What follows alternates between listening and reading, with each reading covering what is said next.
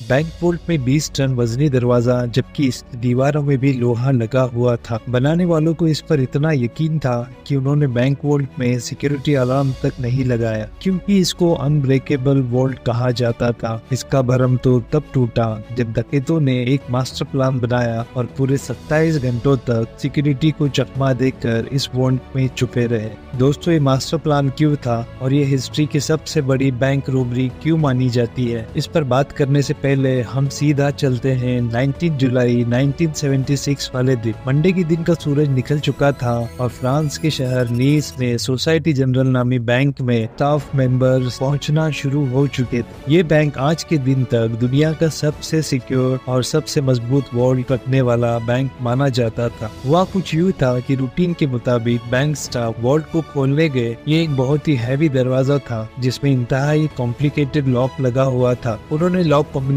लगाया लेकिन दरवाजा नहीं खुला। अब यहाँ ये जानना जरूरी है कि ये दरवाजा पहले भी कई बार मसला कर चुका था, क्योंकि इसका वजन करीब 20 टन था। इसी वजह से अक्सर औकात ये फंस जाया करता था। बैंक स्टाफ को लगा कि हमेशा की तरह आज भी ये फंस गया है, तो उन्होंने वॉल्ट बनाने वाली कंपनी से कांटेक्ट किया। आधे ही घंटे के बाद कंपनी के एक्सपर्ट बैंक में आ गए और दरवाजे को खोलने की कोशिश करने लगे। लेकिन हैरत की बात ये थी कि इस बार कंपनी के एक्सपर्ट्स से भी दरवाजा नहीं खुल रहा था। उन्होंने कई मरतबा अटेम्प्ट्स किए लेकिन ये दरवाजा किसी सूरत खुलने को तैयार नहीं था। बात अब सीरियस होती जा रही थी क्योंकि कस्टमर्स की लाइन लगी थी और ये अब बैंक की इज्जत का सवाल था। आखिरकार 3 घंटों के बाद उन्होंने फैसला किया कि वॉल्ट की दीवार में ड्रिल करके सुराख के जरिए देखा जाए कि आखिर दरवाजे में ऐसी क्या चीज फंसी है। वॉल्ट के दरवाजे पर किसी फोर्स एंट्री के निशानात भी नहीं थे और इसकी चारों दीवारों पर भी किसी किस्म के निशानात नहीं पाए गए। हैवी ड्यूटी ड्रिल मशीन से सुराख करके जब अंदर झांका गया तो क्या देखते हैं कि वॉल्ट के दरवाजे को अंदर से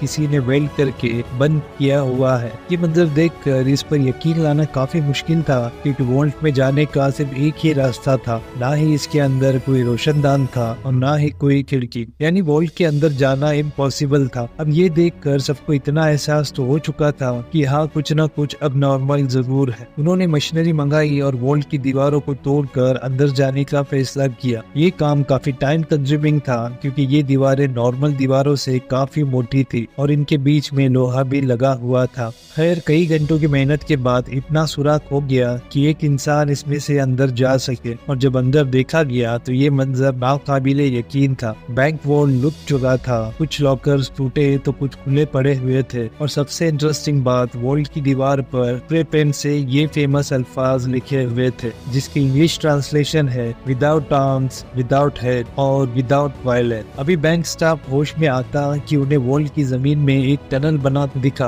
अब आगे का काम पुलिस का था जो कि उस वक्त तक पहुंच चुकी थी। डकैत वॉल्ट में मौजूद पैसे और गोल्ड ब्लॉक समेत 4000 में से 400 सेफ बॉक्सेस तोड़कर उसके अंदर से कीमती चीज लेकर फरार हो चुके थे। जो टनल उन्होंने खोदा था वो शहर के सबसे बड़े अंडरग्राउंड सीवरेज लाइन में निकल रहा था। वहाँ पुलिस को काफी सबूत मिले जिसमें टूल्स और 27 गैस सिलेंडर्स भी थे, जिसकी मदद से डकैतों ने वेल्डिंग टॉर्च चलाई थी। ना सिर्फ इतना बल्कि सीवरेज लाइंस में ताज़ा हवा के लिए वेंटिलेशन इक्विपमेंट और करीब 1 किलोमीटर लंबी इलेक्ट्रिकल केबल भी पाई गई। ये हाइस $20 मिलियन से भी ज्यादा की थी, जिसकी आज कुल कीमत $110 मिलियन या फिर 900 करोड़ के बराबर बनती है। ये न सिर्फ सेंचुरी की सबसे बड़ी बैंक हाइस थी बल्कि इस पुलिस इन्वेस्टिगेशन को भी फ्रांस की सबसे बड़ी इन्वेस्टिगेशन का दर्जा हासिल है। खैर, ये बात अब पूरी दुनिया में फैल चुकी थी। बैंक की रिपुटेशन को तो अच्छा खासा नुकसान हुआ ही था, लेकिन ये फ्रेंच पुलिस के लिए भी बहुत अफसोस का मुकाम था। अगले कई महीनों तक पुलिस ने एड़ी चोटी का जोर लगाया और आसपास के लोगों को पकड़ा, बैंक स्टाफ को इंट्रोगेट किया,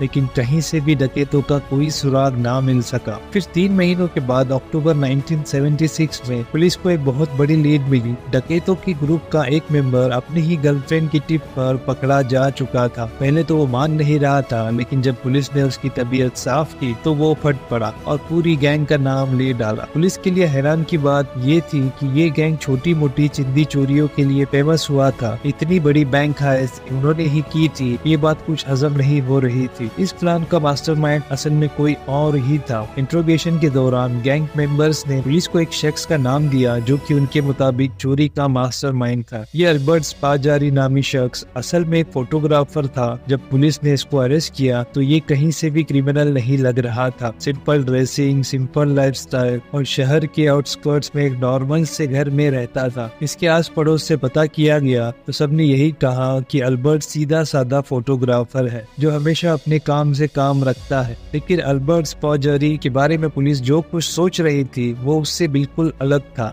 उसने फौरन पुलिस के सामने कॉन्फेस किया कि बैंक हाइस्ट का मास्टरमाइंड वही है। पुलिस के लिए ये केस अब तकरीबन क्लोज हो चुका था, लेकिन ये तो सिर्फ एक शुरुआत थी। अल्बर्ट के मुताबिक उसने पहले इसी बैंक में लॉकर लिया था और बहाने से वो वॉल्ट में जाकर सारी चीजों की फोटोज कैप्चर करता था। उसने पहले अपने ही लॉकर में एक अलार्म क्लॉक रखा जिसका अलार्म रात के वक्त का सेट किया। जब अलार्म बजने से भी कोई अलर्ट नहीं हुआ और ना ही कोई सिक्योरिटी अलार्म बजा तो उसको कंफर्म हो गया कि वॉल्ट में कोई सिक्योरिटी सिस्टम नहीं लगा। फिर वो इंजीनियर के बेस में सिटी गवर्नमेंट के ऑफिस गया और शहर का नक्शा निकलवाया। इस मैप में सीवरेज लाइन कहाँ और बैंक से कितना दूर है इसका अंदाजा लगाया। फिर उसने कैलकुलेशन की तो करीबी सीवरेज लाइन से 26 फुट का टनल खोदने पर वो सीधा बैंक वॉल्ट में निकल सकता है। अब इस काम के लिए बहुत मेहनत की जरूरत थी, लिहाजा अल्बर्ट ने शहर के गैंगस्टर से कांटेक्ट किया और उसको सारा प्लान बताया। उस गैंगस्टर ने अपने आदमियों को इस काम पे लगा दिया। टनल को खोदने में करीब 2 महीने लग गए क्योंकि ये काम बगैर मशीनरी के किया जा रहा था और इस काम को सिर्फ रात के वक्त करना बहुत जरूरी था जब बैंक में कोई भी नहीं होता। इस दौरान अल्बर्ट अपनी पूरी कोशिश कर रहा था कि सीवरेज लाइन के ऊपर रोड तक भी किसी को आवाज ना जाए। फिर 18 जुलाई सैटरडे और संडे वाली रात को वो वॉल्ट में फाइनली दाखिल हो गए। अगले 27 घंटे तक उन्होंने बड़े सुकून से लूट मार की, जिसके दौरान उन्होंने वहाँ लंच भी किया